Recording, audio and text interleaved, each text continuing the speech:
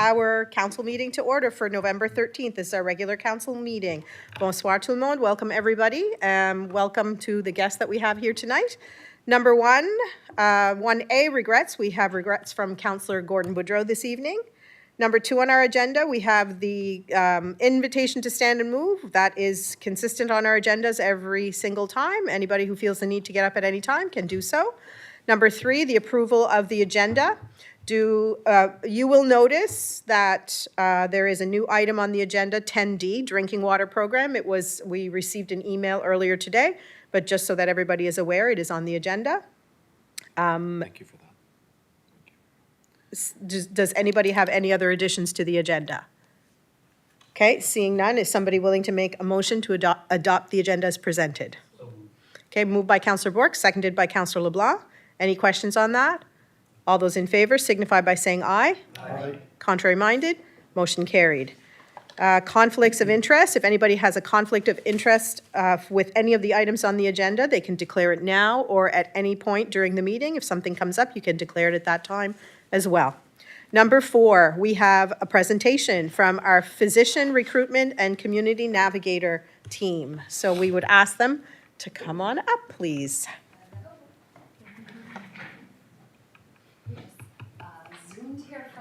Yes, we heard. Charlene is following me on the back row.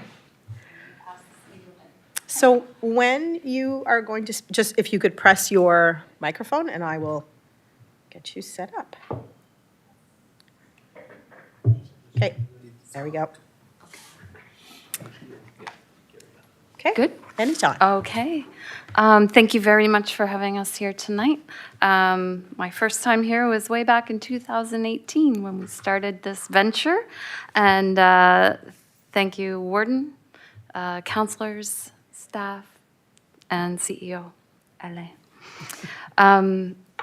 We're back and we have news to report. We did send you a very comprehensive report that Charlene did. First, I'm going to introduce Charlene. Yes. Charlene D'Entremont is our community navigator now.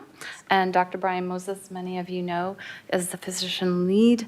And he's been with us since day one in this project and has worked with us closely on this. So we're really happy that he was able to make it here tonight as well. Back in 2018, as you know, we were in anesthesiology crisis, and that's when we decided to embark on this physician recruitment program. To say it's been a success is an understatement, I believe. I'm a little biased, but we've built an incredible community within the Chamber of Commerce and within the hospital and within our municipal governments that has been very effective, I believe. And we've kind of now in the position of being in leadership around the province. Charlene and myself and some of our physicians get consulted regularly about how are we doing this, what is our approach, because it has been very successful. The reason we're successful is community. And by community, I mean all of the municipal governments that fund us, the provincial government that funds us, the hospital foundation has been a huge support and major funder over the years, the Chamber of Commerce, businesses such as Canadian Tire, Dalhousie School of Medicine, Doctors Nova Scotia, and importantly, our volunteers. So everyone working together has helped to assist the hospital and the provincial government in recruiting. And it's a feel-good project. We all feel good about it. Your support has been a key factor, and I thank you very much. For the past 3 years, you've funded us at the level of $30,000 a year, and put together with all the other funders, that gives us the budget that we need to operate the program. And we're asking you tonight to continue that support for another 3 years. You've been sent the package, which is comprehensive about what we do, but again, it goes back to us supporting 4 key areas. One of those is retention of the physicians that we do have now. It's extremely important that they feel supported within the community, and that helps to retain them here, and that they have the right lifestyle they need, and that's our number one goal, is to retain the physicians that we have. One of the ways we do that, and some of you have attended it, is the physician awards ceremony that we have in the wintertime. So physicians are noted and for the work that they do, and we get to celebrate that together as a community of funders, community, physicians all together, and it's a wonderful event that I think we can let Brian weigh in on that later, that is really appreciated. Second is recruitment. So our community navigator and sometimes our volunteers attend conferences, physician-led conferences. We recruit on behalf of Yarmouth and area, kind of the Tri-County area. Nova Scotia Health is often attending, but they're recruiting for all of Nova Scotia. They don't just pick one area. So we are able to be there and present our area and our assets, which include incredible lifestyle and the opportunity to kind of design your own practice at a different level than you can do in some areas. Our next area that we work hard on is with our resident doctors. So we are one of the largest teaching sites for Dalhousie University, and because of that, we're able to have resident doctors here, and our best chance of recruiting is with our resident doctors. So they're here for 2 years. If we make their life wonderful, they're more apt to stay. And that's our goal, and that's what we do with many different programs. For example, tomorrow, we happen to be taking 10 puppies to puppy cuddle with the resident doctors at the hospital. So just all kinds of things that we do to incorporate them into our community, and it often leads, and we have data on that, how many have stayed over the years. And we're now seeing, and some of you will know to whom I refer, students that we've tracked from the very first day they got into medical school from this community, and now are coming back and finishing their residency and coming home. So that is an amazing feeling to see them go through that whole process and come back. So medical learners is the last area, and by medical learners I mean students that come here for short-term stays and do units here at the hospital and in the communities. When they come, we like to show them a little bit of what Yarmouth and area is like, the fact that we are multilingual, that we have great recreation availability, especially with the new credit union center that's going to be opening. There's so much to offer. So we try to, even if they're just here for a week or 2 weeks, we try to give them some experience. We put them in credit union place. They can stay close to the hospital for a very affordable amount. All of that adds together to them wanting to come back to this community. And I've had students that have stayed at one of my Airbnbs 4 times because they keep coming back to this area, and hopefully when they get to their residency stage, they're going to say, I want to come to Yarmouth #1. So that all works. I'm going to pass us over to Charlene now. She can kind of answer any questions you have about our metrics and the numbers, and also we'll give Dr. Moses a chance to weigh on his feelings about the program. Okay, Charlene. Thank you, Carrie. Yes, so most of you, if not all of you, have had the opportunity to read through our comprehensive document, as Carrie had mentioned. The complexity of having to say exactly how many physicians we have in our area since January 2023 is just that. It's complex. As you know, for example, a family physician may choose to practice 0.75, and then they would wish to then put their 0.25 elsewhere, and so on. But the key metrics that you have in here states that since January 2023, we have over 20 specialist physicians stay and start in Yarmouth, and 4 family physicians. That is a big number, because with those 4 family physicians and 29 specialists, that's still hundreds, if not more, residents staying here in our little rural Nova Scotia community and not have to travel to the bigger cities, because we offer specialties and family medicine care within here.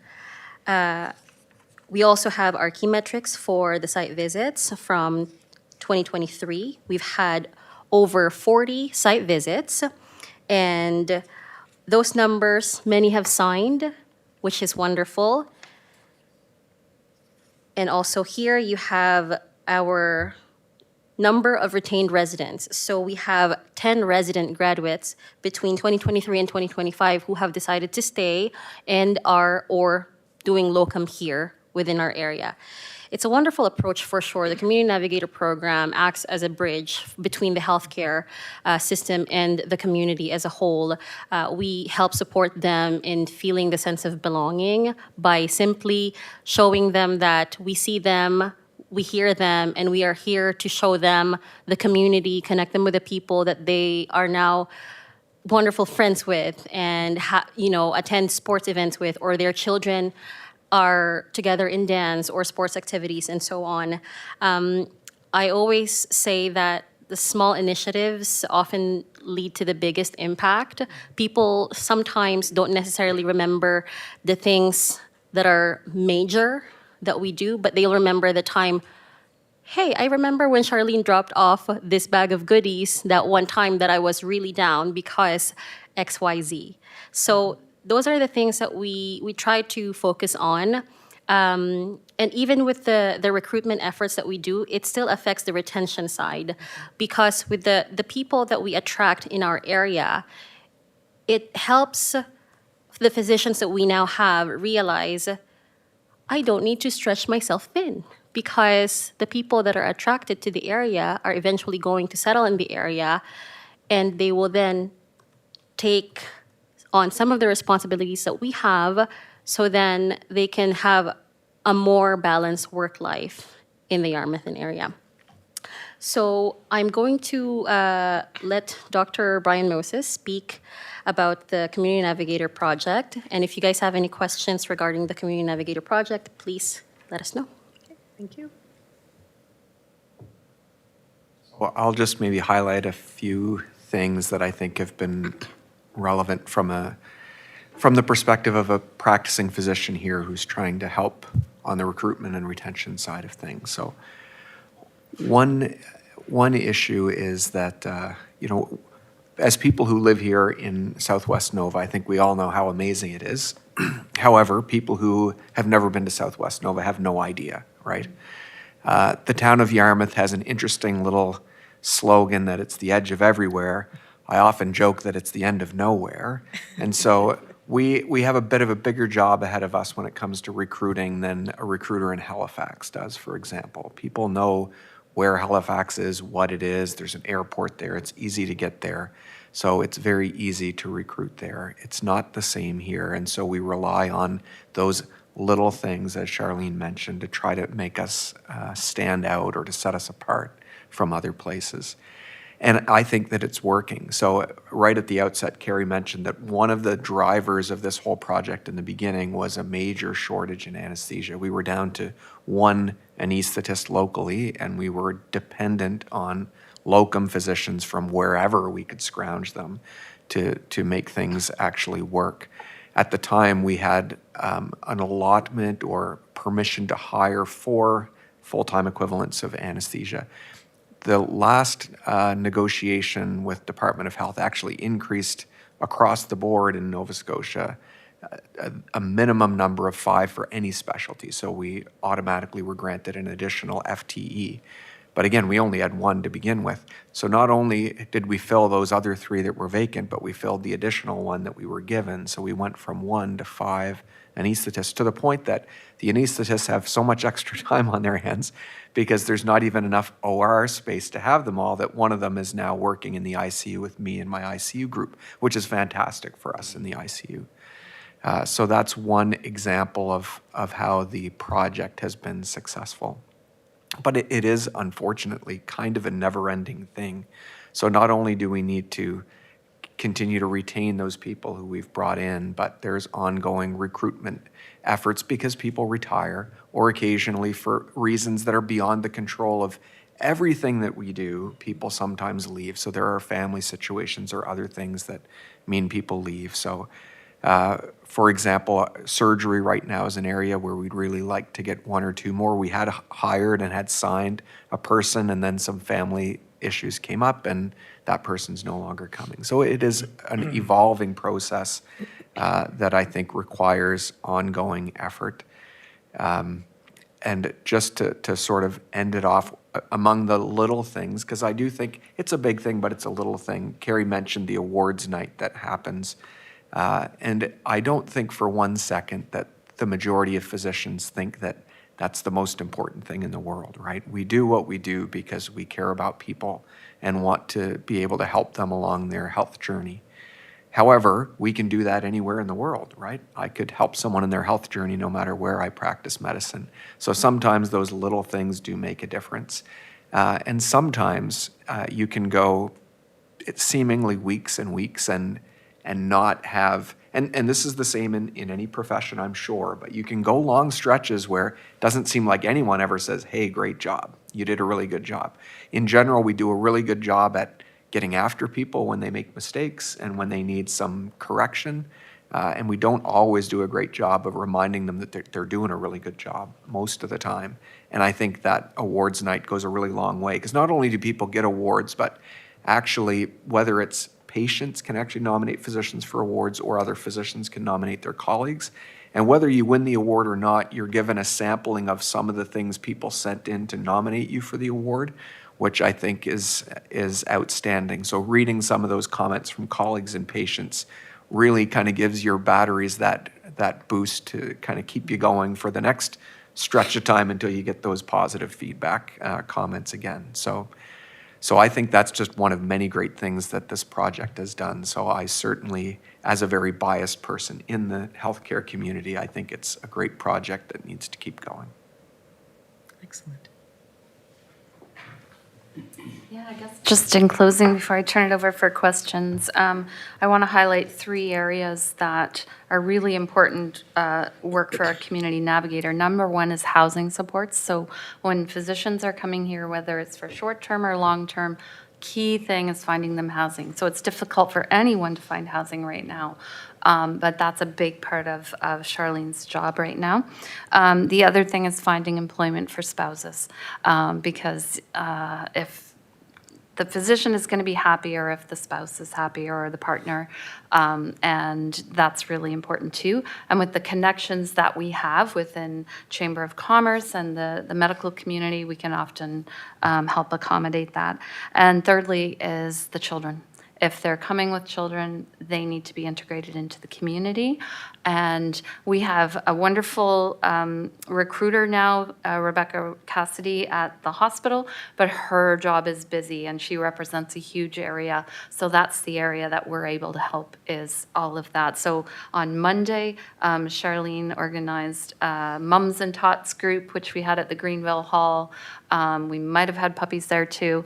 And it was a wonderful experience for physicians, partners to be there, meet other partners, and the exchange is amazing. You know, that's where friendships happen, and they feel more comfortable in the community once that happens. So those are the kind of things that Charlene carries out all the time. And I thank you very much for the support that you've given us, and look forward to working together for another 3 years. So thanks. Thank you. Excellent. Questions? Do we have questions? Anybody have any questions for the committee? Councillor Yes, Foster? Madam Warden, I have a couple of questions. I read your report through and through, and I made notes. I read it in its entirety. I just want to make sure that I fully understand some of the parts. So you say that since 2019, you gained 49 new doctors or physicians, probably specialists, as well as family physicians. But you've lost 42 during that same time for a net gain of 7, which is equal to 1 per year. So there seems to be a major problem with retention. Am I correct in assuming that?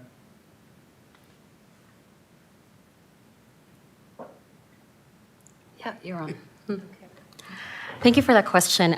So the way that that's laid out is, again, as I explained earlier, there are complexities when it comes to explaining exactly how physicians start and how much they do for the practice. It could be point certain and so on. But what I can say for sure is that since 2019, based on the data that I had reviewed, there has been over 70 physicians hired. And with that, there's also the losses. And the losses could be either relocation due to certain issues that are out of our hands, or retirement, Okay, or other things that, okay, Physicians pass away. yes, exactly. right. Or simply a change in practice. It could be that a family physician ended up practicing as an emergency doc, Yes. or emergency doc wanting to go into family medicine. Oh, okay. Yes. Okay. And Dr. Brian Moses mentioned that recruiting is easy in Halifax, and he talked about the wonderful things are in Halifax, including an airport.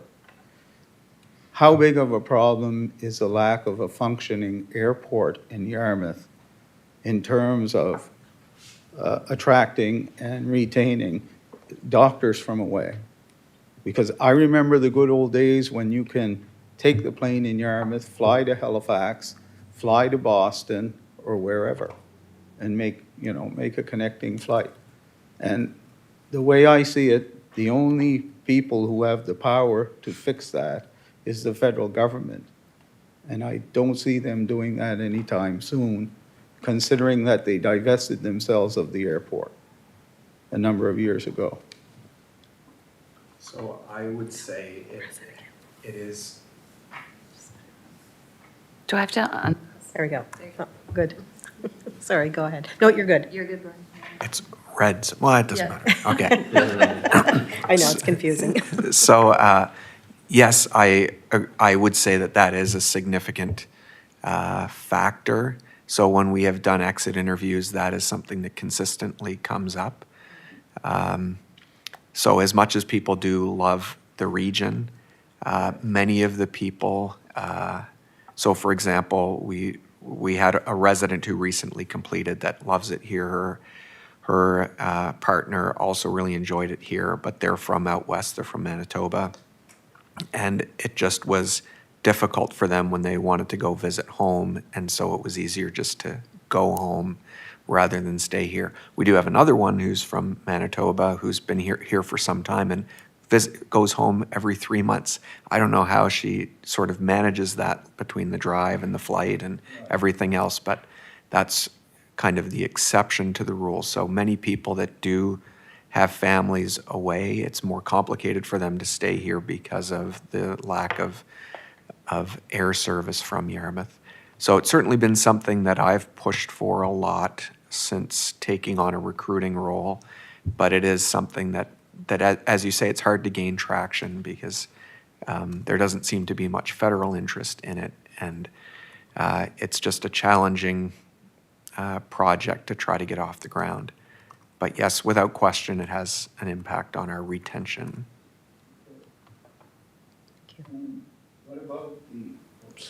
What about the age of our family doctors? Are we having a problem with doctors aging out and retiring? Because I know I signed up with my own personal physician when he first came out of university, and he's only got about 1 or 2 years left in his career, then he's retired. Yeah, so that is always a part of things. I would say that at the moment, we have a lot more young physicians than older physicians. Okay. However, we do have a small handful who are at the tail end of their career. So probably, I would say 4 family doctors, 3 or 4 who would be certainly within the last 5 years of practice. And so we are constantly getting newer physicians from our residency program, which is excellent. Some of whom have significant interest in settling in Tuscot for their medical practice, which would be excellent. And but they will need support, not only support of the health authority and others, but support of other physicians coming. Because really, as a new physician practicing. Gone are the days where a doctor would set up a private practice and practice solo Right. as a family doctor. Yes. Like collaboration is really key. And so Right. the more the merrier, really. So you want probably 5 or 6 people in that style of practice. So we'll have to, get on kind of the work of recruiting and retaining to get something like that set up. So I'm optimistic, at least cautiously optimistic, that despite the fact that we do have a few who are aging out, and the reality is one doctor retiring needs at least 2 coming in because things have just changed. And it's not that the doctors coming out are lazy now. There's a much different expectation. So physicians who've been practicing for 50 years, they don't do the same things that a physician who's coming out now does. So there are a lot of expectations on physicians for cancer screening and other things that a Okay. doctor of 50 years wouldn't do. That just wasn't part of their Okay. practice. They actually did a study probably 3 years ago looking at kind of just a typical smattering of demographics. And admittedly, this was a US population, but as much as we'd like to not admit it, our population is very similar to the US in demographics. So in terms of the average age and, weight and health types of problems that people would have in the US, they said, okay, let's take just a typical 1,200 people in the US, because that's how much a panel of patients is, like how many a family doctor Okay, yeah. would usually have. And they said if we just employed typical screenings based on what all guidelines recommend, how many hours a week would it take to manage that panel of 1,200 patients? And it was 28.5 hours a day.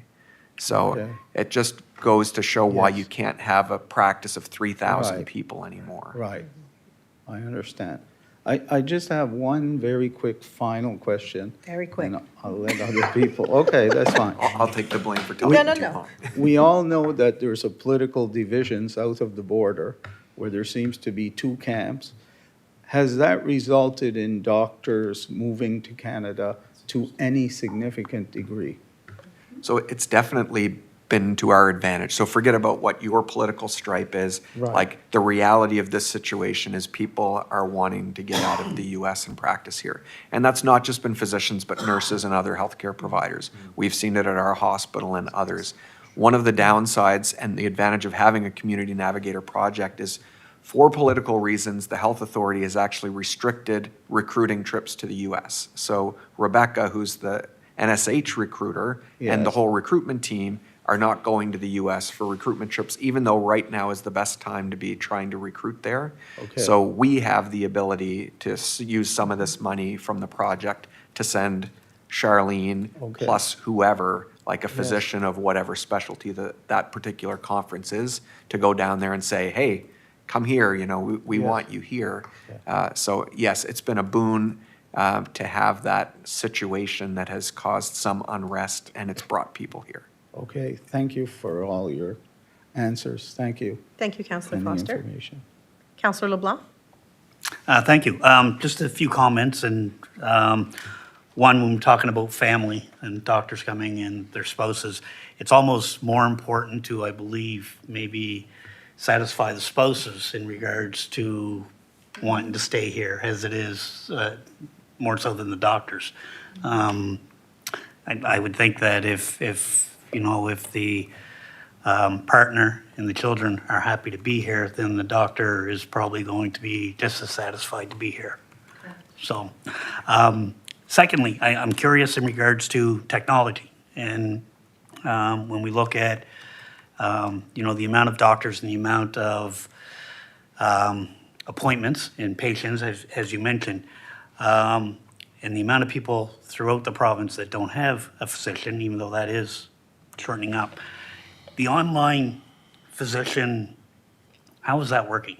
And is that, I see that as something that will probably be constant now and be implemented and as part of the process in regards to this. Would I be correct in that? Yeah, so virtual health kind of, had its birth for the most part. I mean, there were smatterings of virtual health before COVID, but COVID definitely sent it into the stratosphere. And it's here to stay, no question. There are advantages of it, so access is the huge advantage. So it doesn't matter where you are, you could be talking to a physician the other side of the province, and that doesn't matter because when it's virtual, the distance is irrelevant. The disadvantage is that sometimes you need a physical exam, right? So somebody might have a complaint that requires you to actually feel their belly or listen to their lungs or something. And they haven't really fully figured that out yet. So the billing rules for virtual care say that if you are going to provide virtual care, you have to offer a face-to-face option if like an exam is required, but that doesn't always happen. So what sometimes happens, for example, is they'll deal with these virtual things, and when they need an exam, they'll send a referral to me, for example, and say, can you see this person to examine them, which is not an appropriate specialist consultation. Like, they really need to see them and do that exam. But it's really moved things forward, I guess, in terms of access. And I think while there are ways it can improve, it's going to remain there, and it's hopefully going to continue to evolve in a positive way to allow people to get access when they don't have any other access. Thank you. Thank you. Deputy Warden Sonia. Thank you. Thank you for your presentation. Thank you for being here. What is the biggest piece of the puzzle that's missing in terms of doctor recruitment? What field or doctors are missing? Is it general practitioner? I know at the beginning you were talking about anesthesiologists. So what is the main concern right now? Go ahead, Do you want? Brian. Okay. Yeah. So I would say primary care, like family medicine, and the reason for that is family medicine has really expanded in recent years. So someone who trains and becomes a family doctor. So we have our residency program in family medicine, and we train usually 6 or 7 per year, somewhere between 5 and 7, depending. And a number of them stay here, and yet we still have this huge shortage of family doctors. It's like, well, how can that be? What's happening? And it's because, the ER eats up family doctors. So a lot of a family doctor's time is spent providing care in the ER. And inpatient medicine, what we now call hospitalist medicine, is covered by family doctors. And so they usually cover for a week at a time, which means for that whole week, they can't be in the office seeing patients. They're in the hospital providing care to inpatients. Like, the number of people who are requiring admission to hospitals in Nova Scotia is unbelievable. So a hospital is supposed to run, so evidence would suggest that to efficiently run a hospital, you want to run about 80% capacity to allow surges, right? Because there are going to be times where it's flu season or something happens and you suddenly have more patients than usual, and you want to be able to accommodate that. We consistently run probably 120% across the province. So what do you do when it surges? There's just no capacity. And so a lot of work gets pulled into the hospital. So as a result of that, outpatient family medicine, outpatient primary care is our biggest need right now. Thank you. Thank you for being here.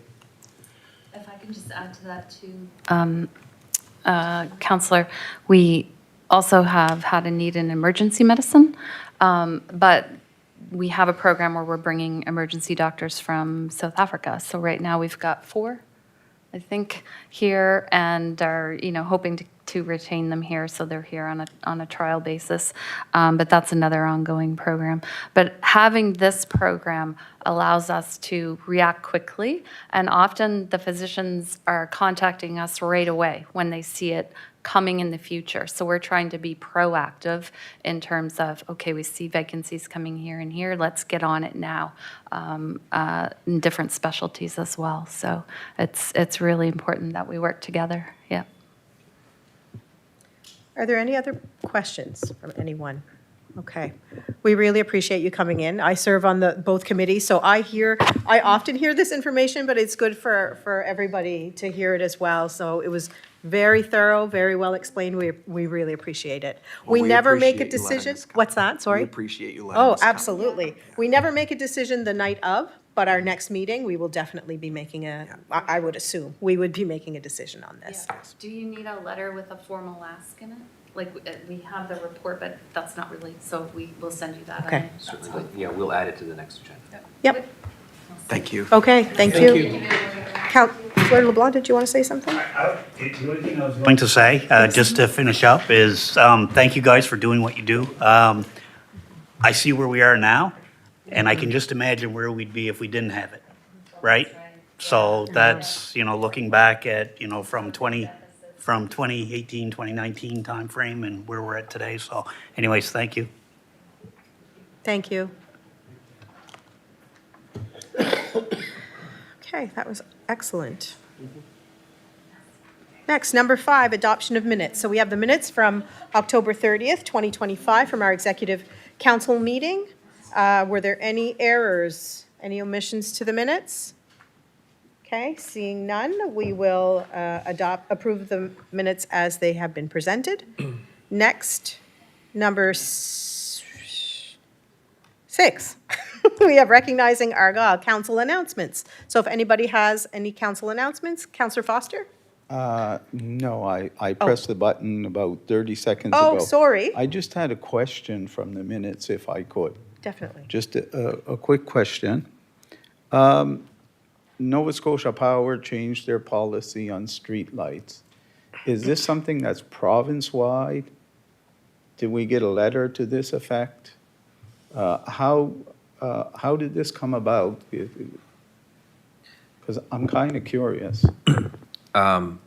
Thank you, through you, Madam Chair. I'm not certain if it's a provincial, I suspect it's a provincial Okay. initiative, because I can't imagine that there would be one for our territory, and that wouldn't be similar to others. Neither could I. It does come out of a recent conversation on the streetlight request, that when Yeah. we went through the regular processes, they came back with, well, this doesn't fit our policy.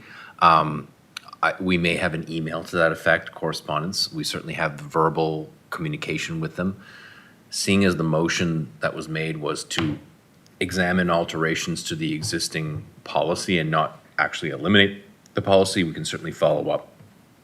We will be following up on that Yeah. issue based on our amendments, because if we don't know the details of their policy, it's difficult for us to do a good job Right. at amending the streetlight policy for Argyle. Yeah, that makes perfect sense. Okay, thank you. Okay. Thank You're you. You're welcome. okay with minutes, okay. Let me just go back. Okay, number 6, recognizing Argyle, council announcements. Does anybody have anything they would like to announce this evening? Deputy Warden Sonia. Thank you, Warden. I just want to alert the public that all the wood cutting on Highway 103 is to do with the transmission line from the windmills in Wedgeport, and that will continue in earnest through the winter months from the 103 all the way to the Black Pond Road in Wedgeport.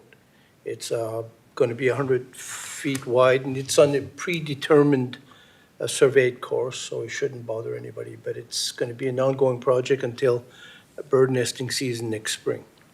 Thank you. Excellent. Councillor Madden. Yes, I'd just like to thank the organizers for the Remembrance Day celebrations all over the municipality, and the public participation has been, to my knowledge, really good. I attended the one in Tuscany here, and cold like it was, nobody really said a whole lot and complained, but I thought it was very well done. And I'd name some people, but I'd probably miss some, so just thank you to everybody that organized it. Thank you. Thank you. Anyone else? Okay. We will continue on. Number 7, my report is attached. Are there any questions regarding my report? Councillor Foster? Yes, I don't have a question, but I'd like to reiterate a point that you made. You attended the Firemen's Award Ceremony and Banquet in Merrill's Hill. I can't recall the date right offhand. It's in my notes here. October 18th. You made an excellent point. The fact that they're recruiting new members into the fire department. And these are people who come from Ontario, people who come from British Columbia. They move into places like the Chemin de la Pointe and Hubbard's Point, and lo and behold, husband and wife teamed, young people, they join the fire department. Chemin de Gasso and Merrill's Hill. New couple just moves in, husband, wife, they both join the fire department. Same thing, Sluice Point, Chemin de Ben. It's really great to see It is. newcomers to the community who are integrating to that level, joining the fire department. We've also benefited from people who have had experience in their fire departments from Ontario or wherever they were before. So that's great. It's real, and this was a wonderful occasion to meet newcomers to the community, and it's just great to see how they're contributing. Thank you. Thank you for mentioning that, Madam Warden. No problem. Just, my agenda doesn't seem to load well. Okay. Next, we have committee reports. So under committee reports, the Argyle Recreation Commission minutes from April 17th are attached. Is there anybody else who would like to report on any of the committees at this point? Okay. Number 9, 7-day notice. We don't have anything under 7-day notice. Councillor Foster, okay. I had a question. Sure. Probably, well, I guess yourself and the deputy warden could probably answer. Why was the file for the Plymouth Connection Trail given to somebody else? Explain that to me a little bit more. Well, this is the exact wording in the minutes of the meeting. A new person has been given our application. That was in the minutes of April 17th, 2025. That is because the original architects or engineers moved on into another job, so they had to be replaced. Okay, That is, okay. Yeah. I was wondering if that was and holding up. it added a big delay Okay. beyond the Yeah. final point, yeah. I knew you could answer that. I figured. Thank you. Thank you for the question. Number 10, for decision and discussion. 10A, December executive meeting and January regular meeting date change.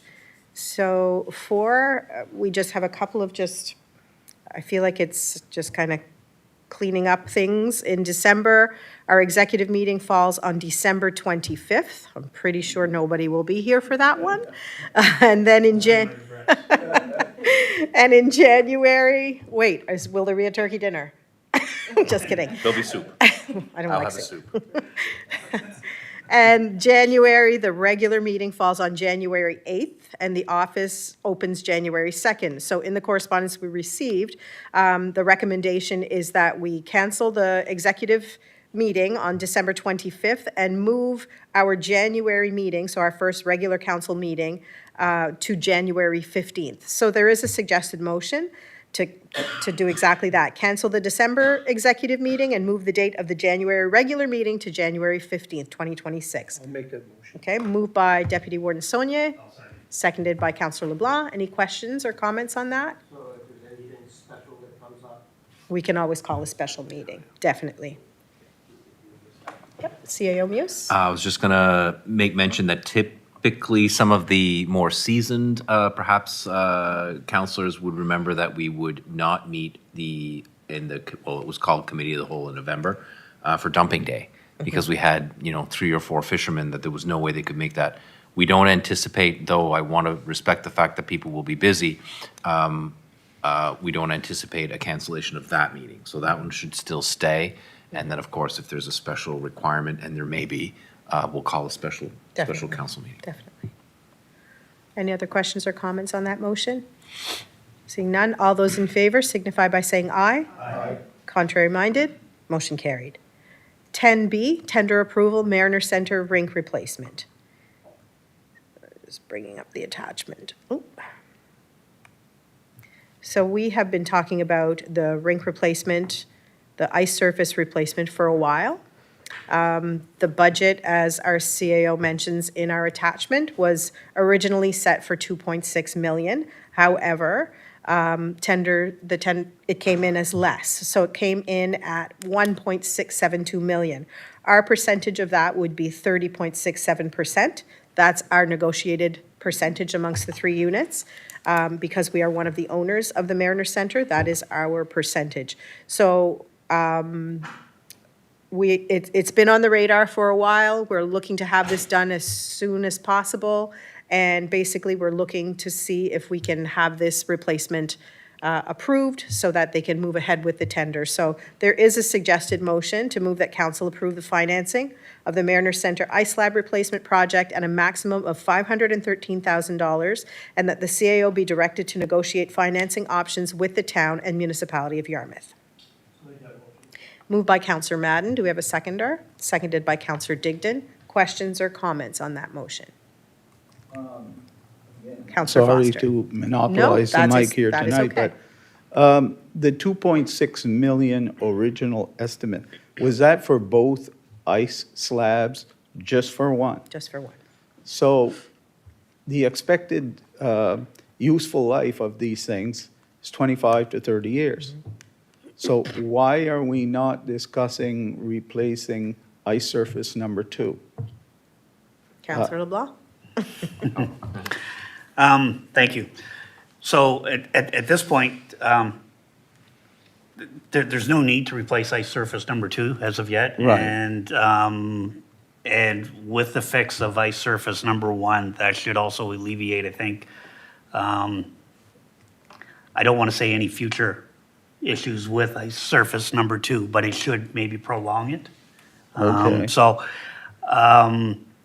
Also, if you look at the time frame to rip up the ice surface, there's really no way that it can be done at the same time. Okay, I suppose. We'll be shutting down as soon as the Mariners are Yes. finished their season. Yes, That's it for the main ice surface. Right. And they're hoping to actually have this done in September. So they're actually looking at some point of right through Okay. from Yeah. April to September to complete that task. Eventually, yeah, I would think eventually at some point, whether that's going to be in 5 years, 7 years, 8 years, ice surface number 2 is probably going to have to be done as well, but that'll be for another day. yeah. Okay. Thank you. Any other questions or comments on that motion? Seeing none, all those in favor signify by saying aye. Aye. Contrary minded? Motion carried. Sorry, my agenda is not loading well. I neglected to note in the request for decision that we had anticipated this project as part of our 5-year capital investment plan. So Yes. it's not that it was a surprise. Right. The other thing that really this council is likely going to see is it's likely going to be debt coming issued to the Mariner Center directly. So this would not necessarily be a contribution of $513,000 from this organization. There's still a lot to decide as to how this will be funded. Your mic is on. Well, I was You- hoping, okay. I was hoping I that just this mic was realized it. catching. Yeah, so I neglected to put that in the, not that it changes the decision. Right. Just Deputy Warden Sonia, did you have a comment? Please. I'm just asking, any significant delay would add cost to this project, correct? Through you, Madam Chair, I'm going to steal a sentence from Mark Brophy, nothing ever goes down with time. Although I will also have to say that I'm sure he's watching. And because he's such an interested person in municipal politics. And his expression is when we get to this point, it's plus or minus 10, but never minus. Unfortunately, he'll have to eat those words because this was a heck of a lot more than a 10% minus on the estimate, thankfully. So it's an actual rare and pleasant experience that we have on this project, and it allows us to be a lot more flexible in other needs of the Mariner Center as well, which will come to your attention soon. So yeah, if we wait, it'll be more expensive for sure. And I can understand why you'd want to do them both now, but the other one isn't failed. This one is at the precipice of failure. And its significance is rather large because it's rink 1. So it's the Graves Arena. And so the Graves Arena is used for Junior A and a lot of like showcased ice events versus the colder Pleasant Supply side that they're both important, but that one has a particular cost of not being in use. Thank you. Thank you. Next, we have 10C, first reading, bylaw X13, trades and licensing repealed. We do have, we're looking for a motion to approve the first reading of Bylaw X13 Trades and Licensing repealed. Moved by Councillor Surratt. Do we have a seconder? Seconded by Councillor Bourque. Any questions or comments on that one? Seeing none, all those in favor signify by saying aye. Aye. Contrary minded, motion carried. Next, 10D, Drinking Water Program. We received an email today regarding the Drinking Water Program. So we have had a pretty successful water delivery program in general, as we've, fortunately, but unfortunately, just because of the situation that we're in.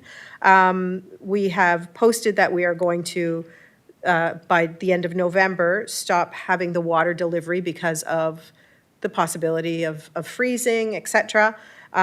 We had also mentioned possibly stopping the water coupons. However, and this program is funded by the province.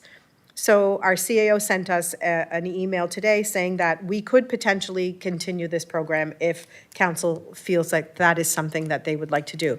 And that is assuming that the province will continue to provide funding for that.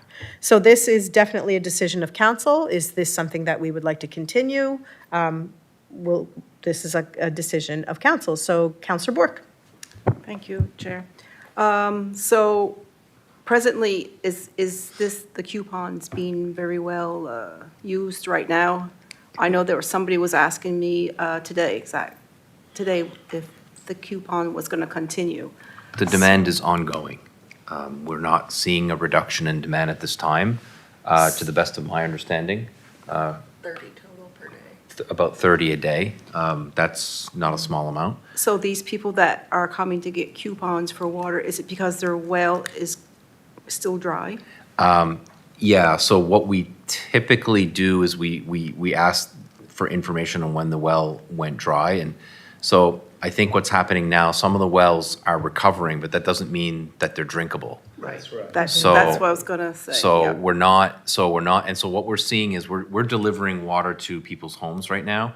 And I mean, our operations guys, they're the best. I mean, they're on the ball and they're like, okay, let's measure your well. So they're going to people's houses, and not everybody knows how to measure a well. Like, not every well goes dry every year. So they help them go through that process. And what they're realizing, and there's quite a bit of water recovery that happened in the last couple of weeks Right. in their well. But that doesn't mean it's drinking water. It means that they There's can a lot flush of the toilet. surface water right Yes. now. Yes. So I think that they're still not in the drinkable stage. The province has not indicated that they're gonna get out of the business of supporting the drinking water program. And I will say that the drinking water program, most of which is happening here on the delivery, they're receiving the coupons and then they're going to get, the drinking water from a local store or wherever. But there are also seniors that are at higher risk, more vulnerable, that are getting water delivered to their home by our senior safety officer. So that is a considerable service that's being delivered here now. And so we're obviously, if we're going to continue, we're going to make sure that she gets the assistance she needs to be able to do that. So it isn't just about picking up water here, it's also in a small portion delivery to vulnerable. Yeah. Yeah, I think it's a safety issue as well, because you can't have people drinking water that's not safe to drink either. So I think we should continue, if we can, this program. I think it's a very good program. Are you making that a motion? I'll make the motion that we continue. If the province continues to pay for it, I guess. Okay. So we have a motion. Is somebody willing to second that motion? So it's seconded by Councillor Foster. Questions, comments, Councillor Foster? Yeah, I just have I wanted to reiterate what CAO Alamu said. Yes, the wells are recovering, but in some cases, this water is not drinkable. I've seen it firsthand. The water that comes out of the tap in some houses where the wells have gone dry, it's brown in color. It's brown.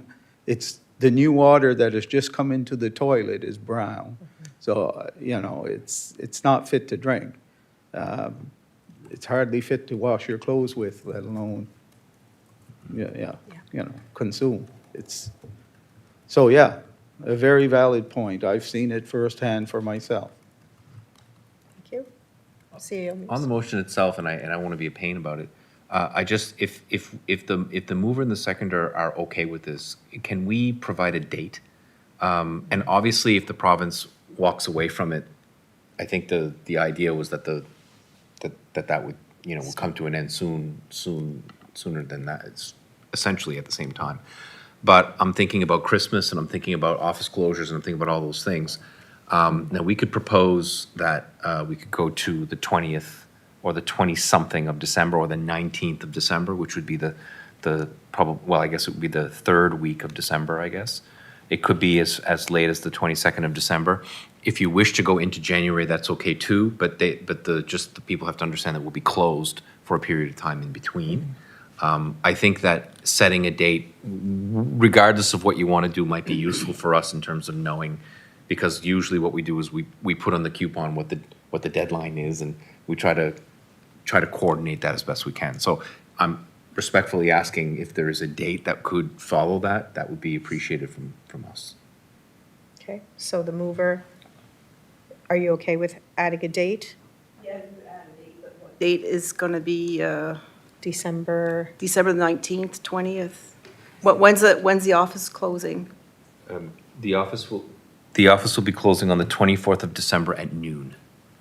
So I would say that I know that Mondays are typically busy, because when we opened on Monday and we say 7 days, so my suggestion is that we keep that Monday available if we're going to do that. So that would be the 22nd of December. My question also, so if we put a date of closure of giving out coupons, but if there's a big demand yet, because it can happen that the wells are not going to recover, and can we give coupons after the holidays, or? Yeah.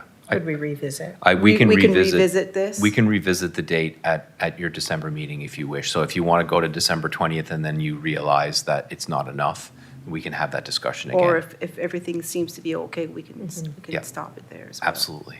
Yeah, you can certainly do that. Thank you. So we will add the date of December 22nd for now. You're okay with that? You're the mover, the seconder, okay? Thank you. We've motion and seconded. Deputy Warden Sonia? Thank you, Warden. Are we going to supply water if the province backs out? Are we going to get in touch with the province, see what they're doing? Through you, Madam Chair, we've been in touch with the province on a fairly regular basis, and every time we've asked them if they have a deadline, they said there is none. My suspicion is one day we're going to get a call, and there might be an end to that. I suspect we'll get some form of notice, though. It wouldn't be 24 hours. I think it would be, weeks. And at that point, you can be informed as to how further. I mean, look, if council wishes to go beyond that, if they want to use their own dime for the drinking water, that is entirely up to you. Understanding that it would become your cost on the day that they stop. You can still do that if you felt like the drought was an ongoing issue. You can certainly make that decision. I understand that. My question brings about the thought that the province may stop supplying water before that 28th date. They may. Okay? So we're setting a date that might be beyond already what the province is going to do. The risk, you're completely correct. The risk is that we would extend it to the 20th, and let's say they finished on the 15th. Well, the cost difference between the 15th and the 20th would not be one that I would be too concerned about. Neither am I. But if there's a long delay, it can be expensive. I can't remember what the bill is per month. It seems to me, I don't even want to guess, actually, if My it's 30 a concern, first day. and foremost, is for the residents, and I'm saying that if we have to go beyond what the province does, it's okay by me, but the wording should be done right. I agree, and if, yeah, I don't, I guess coming back to, even if it was a month, I think if you have the residents at heart, I don't consider that to be a considerable investment, so that decision certainly wouldn't be too costly to the municipality. So sorry, Councillor Digdon? It's all right, my fault. No? I'm hoping that the province will go along with the water distribution program as long as it's needed, like there's the need down here. On the flip side of that, hope people, after they don't need it anymore, they won't keep coming in for coupons just to have them. And the only other thing I'm looking at is if there's no word from the province around Christmas time, and knowing that we're going to be closed here around Christmas time, I wonder if we'd be able to issue coupons for 2 weeks, and that to hold them over. Through you, Madam Chair, it's a good suggestion, certainly something that we would strongly consider in making sure that they have the supplies that they need for the holiday season. Okay. Any other questions or comments? So we have a motion on the floor. We're looking to extend our water coupon program to the 22nd of December. Any other questions or comments? Okay. All those in favor signify by saying aye. Aye. Contrary minded? Motion carried. 11, correspondence and for information. So 11A, for the Yarmouth International Airport Corporation, there are 2 financial statements from June of 2025, September of 2025. 11B, the Municipality of Yarmouth Municipal Planning Strategy Amendment. There is a letter notice. Their responsibility when they make an amendment is to provide the neighboring municipalities notice through a letter, so that's what that is. Number 12, financial requests. 12A, Maritime Hockey League sponsorship request. We have 2 attachments. So this is a request for, from the Yarmouth Mariners Hockey Club. They are going to be hosting a Maritime Hockey League weekend, and they put in a bid. They had a successful bid, and they are asking for, basically what they're asking from us is for a sponsorship contribution of $5,000. My agenda is not loading well here tonight. Okay. I think we got it here. So in the letter that was sent to us, it outlines some of the potential benefits that the communities may have. We know that this will happen at the Mariner Center, so it's more so in Yarmouth, but we tend to get benefits as well from that. Our CAO has also outlined for us potential motions, so we could possibly contribute, we could approve a contribution of whatever amount that we want to the Yarmouth Mariners Hockey Club as a nonprofit organization under the Societies Act, or we could approve a contribution of whatever amount that we want to the Yarmouth Mariners Hockey Club, conditional on commitment from both the town of Yarmouth and the district of the municipality of Yarmouth, or we could deny the request. So we have a few options here. So I'm assuming that council has had a chance to look over the material, and I am wondering what the wish of council is. Councillor Foster. Well, I have a question. The criteria in our policy for funding such Sponsorship. activities, number 1 says it cannot be an annual event.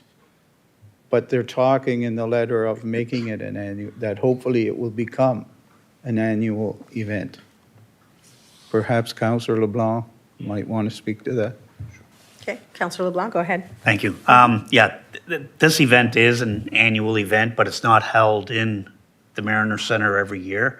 It's spread out amongst the league, and they do put that out. So I believe last year it was held in Edmundston, New Brunswick. And the year before that, I believe, was in Truro. Oh, okay, because it does, whoops, I'm just waiting for my light to turn Sorry. red. It does say in the letter that they had a deficit this year, the hockey team. They didn't make the playoffs, and they're hoping to avoid future deficit years. And they were hoping that perhaps this would be an annual fundraising event. It's not quite how I read it, but Maybe I misunderstood what I read, but, and another thing that I'm not so sure of, it says they had to pay $15,000 plus tax to the Maritimes Hockey League, and they have to cover all travel costs, they have to cover all hotel costs, they have to cover meals, they have to cover game night expenses, such as the renting of the Mariner Center.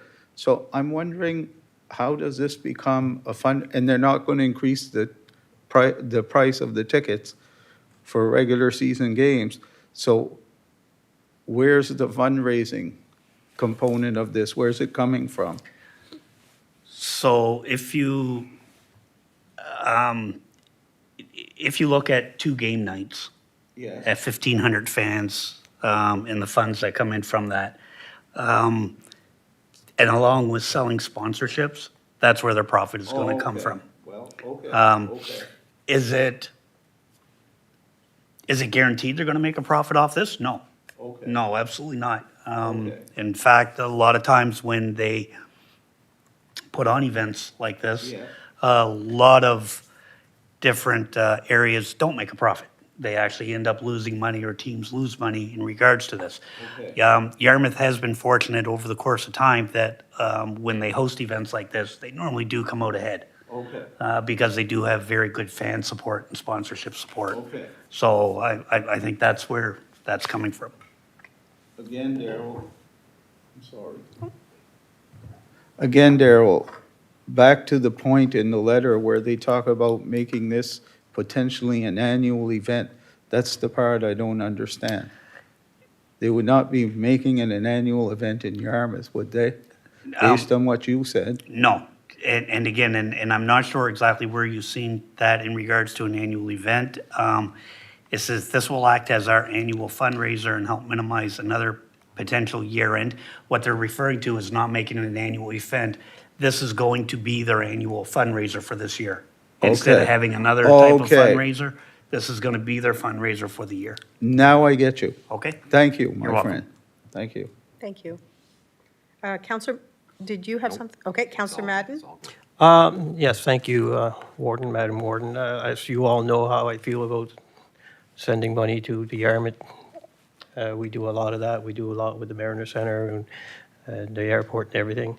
When it comes to something like this, I would like to see a expense sheet or some kind of report. When they ask for $5,000, I'd like to see where they stand, number one. And number two, I still feel that we don't have to pay our 33%, where a lot of the business stays in Yarmouth. We will get some overrun, I'm sure, but not our 30%. So that's my 2 cents worth at 30%. Okay, so what is the wish of council? I do have some information to share. Okay, I did receive an email from the CEO for the district that the District of Yarmouth has approved the 5,000 request. Okay. I know the town is considering that as well, but it may not be an actual approval. It may be a recommendation. I don't know that for sure.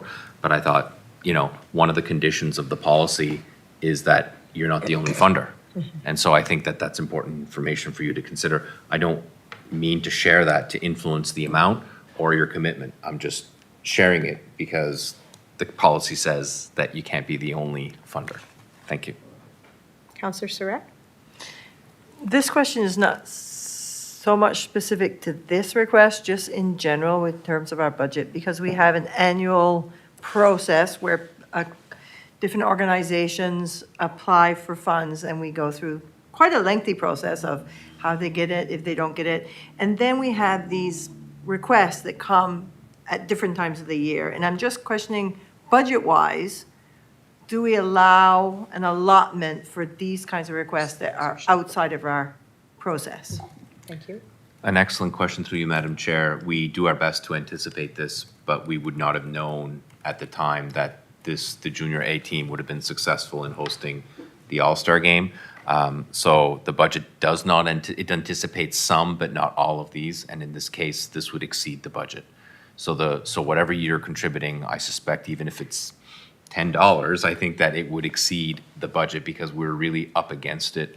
Unfortunately, what council has to deal with is requests that fall outside of your own deadlines. And then what we tried to do is to define how and what those activities might be. this is one of those types where it's like a one and done kind of thing.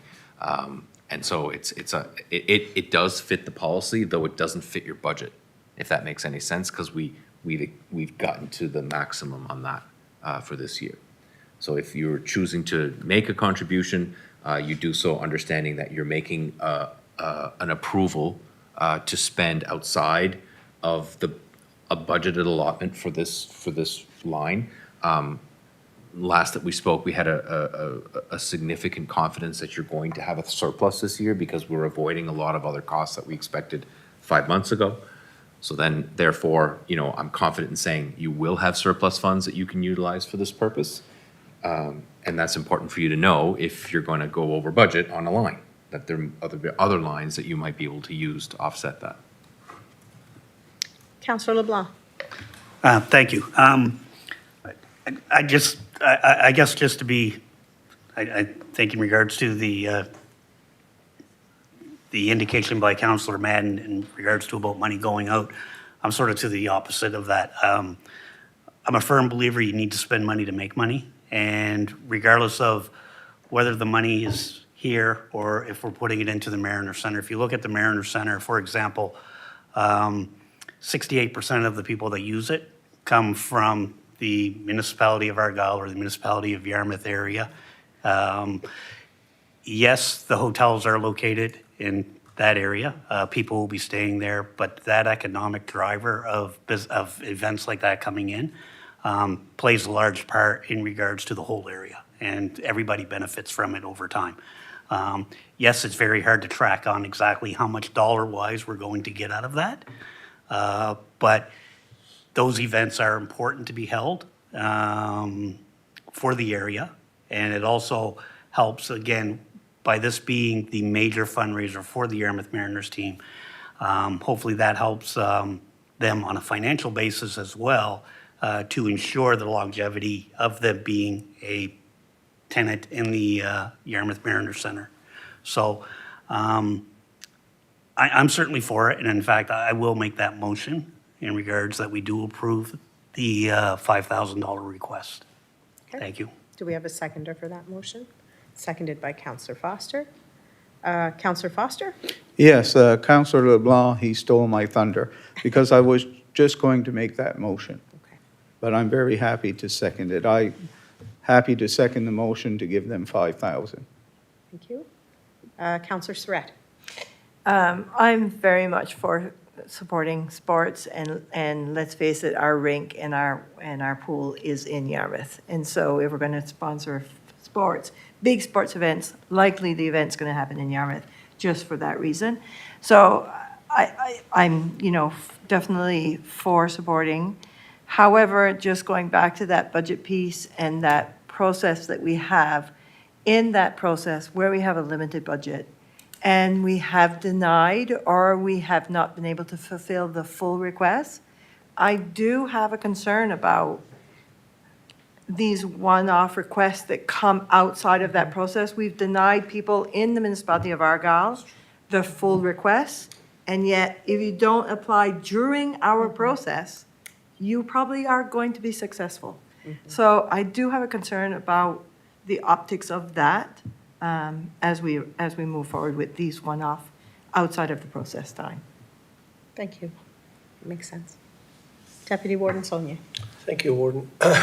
This probably should go, I'm not sure if it's Darren or CAO. As part owner, are we expected to fund these things?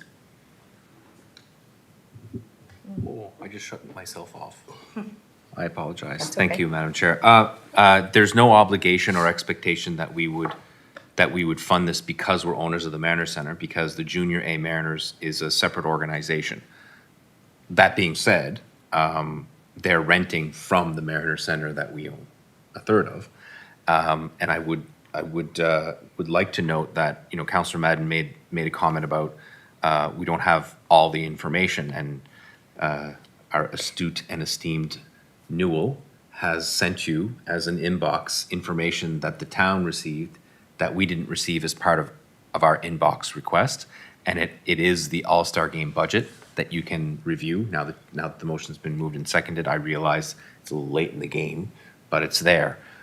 I will note that while it hasn't been negotiated and finalized, if we assumed that the All-Star Game would generate the same kind of revenue for the Mariner Center as it would under regular contract, that would be approximately, let me just double check this. It would represent about $5,600 in revenues for the Mariner Center. So while you are contributing $5,000 towards the team, it will generate at the very lowest somewhere in the 5,600, and that doesn't include cafeteria and bar profits. So that might be an extra 2 or 3K. It doesn't, like, your portion of that is 30.67. You can't, that's not all yours, but then you would share in the benefit of that, because if they don't have the game, obviously they're gonna have it, but if it's not hosted here in Yarmouth, then we wouldn't have that revenue side for our ownership. I think it's on a Tuesday, so there really isn't a whole lot going on that day under normal circumstances. I could be wrong on the date, but I do know that it is typically not a heavy revenue day for the Mariner Center. We are not obligated to pay them this, though I think there's certainly a lot of reasons why you would, because of the alignment with the Mariner Center.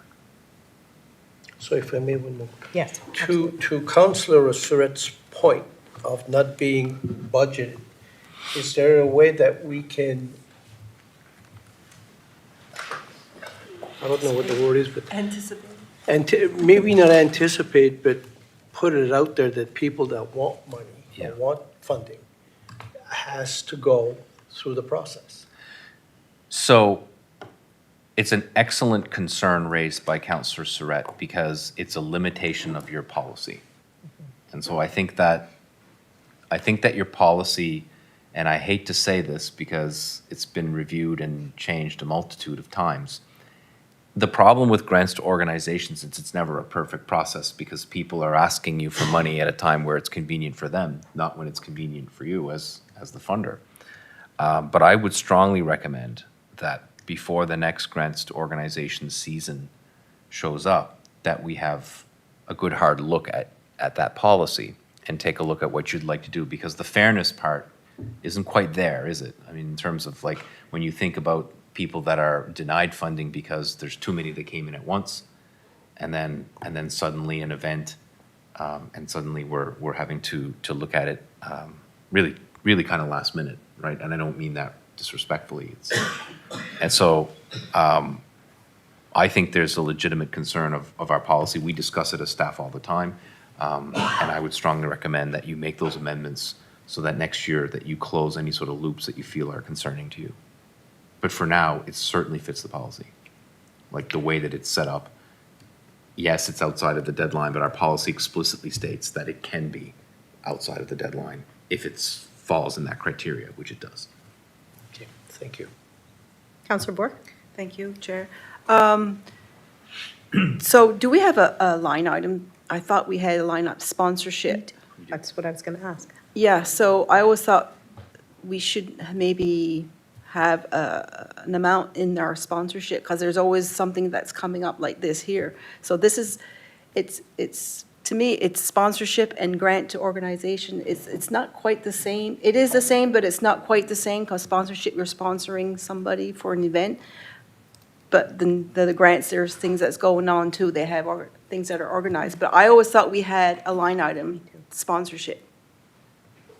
The answer to your question is we have a multitude of lines that, nothing like giving an accountant room to make another line item. But that was meant to be to me and not to our Director of Finance. We have a line item for grants to organizations. We used to have a line item for spring. We used to have a line item for fall. We used to have, and so we have a line item for extraordinary items. Sometimes we have, and then we have a sponsorship line. So we're all over the map. And one of the reasons why we're all over the map is because the requests are all over the map. And I think it was Councillor Digdon that said, or perhaps it wasn't Digdon, but perhaps it was, but it was, we are a council of yes. And so it's, when you're dealing with, no, I think it was our deputy warden actually. And so if you know, if you're trying to help these kinds of things, that's what comes out of it, right? That you're trying to anticipate where the money might come from. So we have a multitude of lines as it relates to these kinds of requests. This one would fall under what I think is extraordinary, but we already spent all of it. So. Yes. Yeah, just a comment. So we are owners of the Mariner Center, so we do want to promote things going on there. We want things to go on there. So I think these opportunities for things to go on there, because we have to pay, it has to pay, right? So we want to make money there. There's always a deficit, but we're trying to get out of that. So I think things like this have to happen. So I think it's 5,000, probably that's going to be worth spending. That's just my view. Thank you. Counselor Madden? Yes, I'm just looking at the estimated budget here for the activity and hotel. Well, that's probably going to be in Yarmouth. TriStar, that's in Yarmouth.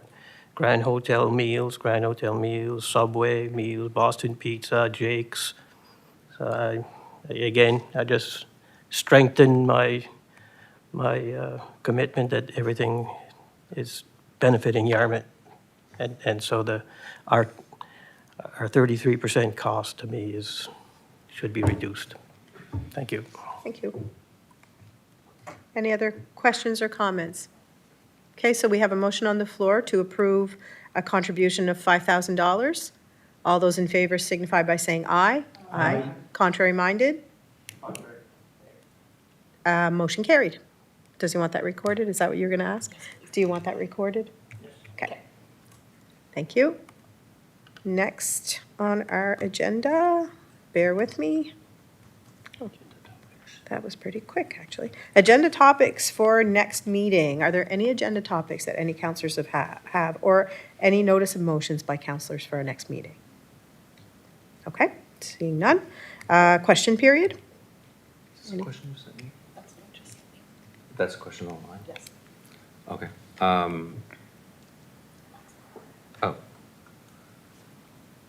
Just a question about delaying the decision until constituents had a say on the Mariner Center request. Your numbers are only if the game is sold out. I'm not quite following that, but I think what I'm hearing from the question is, okay, this happened. This is something that may have happened rather quickly for that particular constituent. It's hard for me to answer that, but I will say that if there's still an aspect to this that isn't finalized, and it's the revenue side to the Mariner Center, and which would benefit all of us as owners as an additional revenue item. I can't comment on what that is, but I just would want to maybe give some solace or some information for the constituent who was concerned that there are some revenue sides of this that could come directly to our Mariner Center. That number is still unknown. Okay. I think that's the only question. Number 15, in camera. So we have a couple of items to go in camera for. We have 15A, Section 22.2, acquisition, sale, lease of municipal property, and 15B, Section 22.2, personnel matters. So can we have a motion to go in camera? Motion to go in camera. And I was just wondering, and that, because people ask me sometimes, well, why use go on camera and that, just wondering if our CAO or our warden would explain why we can go on camera and what we go on camera for the Definitely. most part. So when we go in camera, it's for particular reasons. We can't just go in camera to discuss anything that we want. Are there four 4 or 5? 4 or 5 different reasons, anything that has to deal with personnel. So any of the staff, we have to go in camera when we're talking about any negotiations, whether they're legal negotiations, those types of things, have to go in camera. Acquisition, sale, lease of municipal property, we have to go in camera.